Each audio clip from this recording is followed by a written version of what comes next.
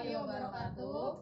Perkenalkan, nama saya Fitri Wahyuni dengan NIM 11170690.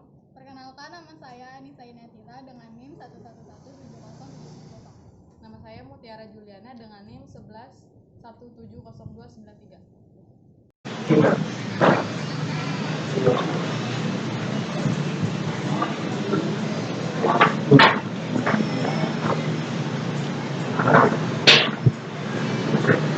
Di sini, saya akan mempresentasikan tentang audit sistem informasi menggunakan framework COVID 4.1 pada e-learning STMIK Nusa Mandiri.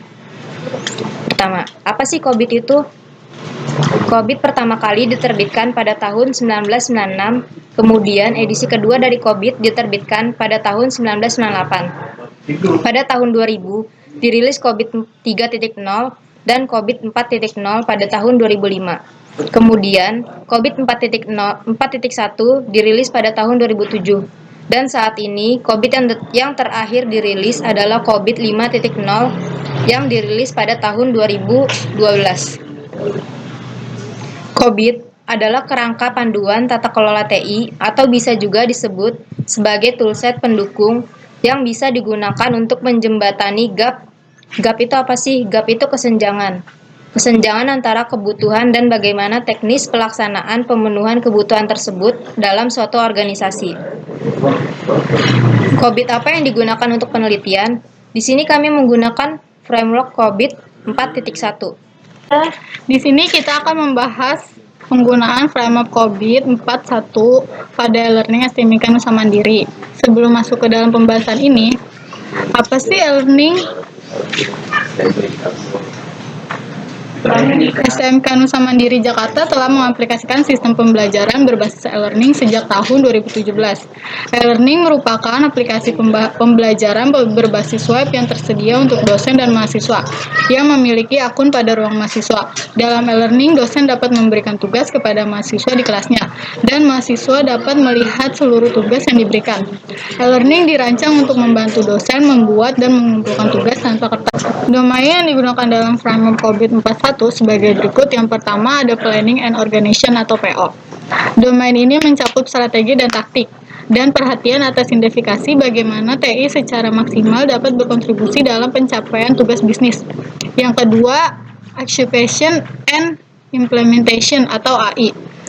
Untuk merealisasikan strategis TI, solusi TI perlu diidentifikasikan, dikembangkan, atau diperoleh, serta diimplementasi dan terintegrasi ke dalam proses bisnis. Yang ketiga, Delivery and Support atau DS. Domain ini memberikan fokus utama pada aspek penyampaian atau pengiriman dari TI. Yang keempat, Monitor and Evaluation atau ME. Semua proses IT perlu dinilai secara teratur sepanjang waktu untuk menjaga kualitas dan pemenuhan atas syarat. Yang pertama, observasi. Observasi ini merupakan metode pengumpulan data yang dilakukan dengan cara mengamati secara langsung kegiatan yang dilakukan di tempat penelitian untuk mendapatkan gambaran yang relevan dengan masalah dan tujuan penelitian. Yang kedua, kuesioner. Kuesioner ini dilakukan dengan cara menyebarkan angket yang akan disebarkan kepada sejumlah responden. Yang ketiga, wawancara. Wawancara ini merupakan sebuah proses memperoleh keterangan dengan cara tanya-jawab sambil bertatap muka antara pewawancara dengan responden atau orang yang diwawancara. Setelah data-data terkumpul, tahap selanjutnya dalam penelitian ini adalah tahap pengolahan dan analis data. Analis data penelitian dibagi menjadi dua. Yang pertama, analis tingkat kematangan saat ini, dan analis tingkat kematangan yang diharapkan. Analis tingkat kematangan saat ini berdasarkan data hasil kuesioner dilakukan analisis untuk menilai tingkat kematangan saat ini untuk domain DS. Pada analis tingkat kematangan saat ini dilakukan penilaian terhadap masing-masing aktivitas. Untuk analis tingkat kematangan yang diharapkan, penilaian tingkat kematangan yang diharapkan ini bertujuan untuk memberikan acuan atau standar untuk pengembangan tata kelola TI di STMIK Nusa Mandiri. Tingkat kematangan yang akan menjadi acuan ke depan dalam proses layanan jasa dan pendukung dalam implementasi e-learning STMIK Nusa Mandiri. Lalu bagaimana peranan framework COVID 4.1 dalam e-learning tersebut?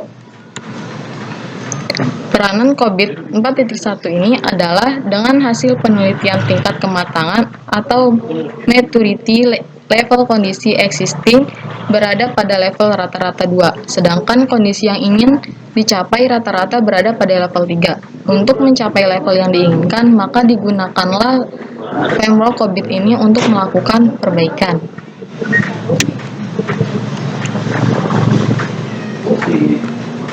Presentasi dari kami, kurang lebihnya mohon maaf. Wassalamualaikum warahmatullahi wabarakatuh.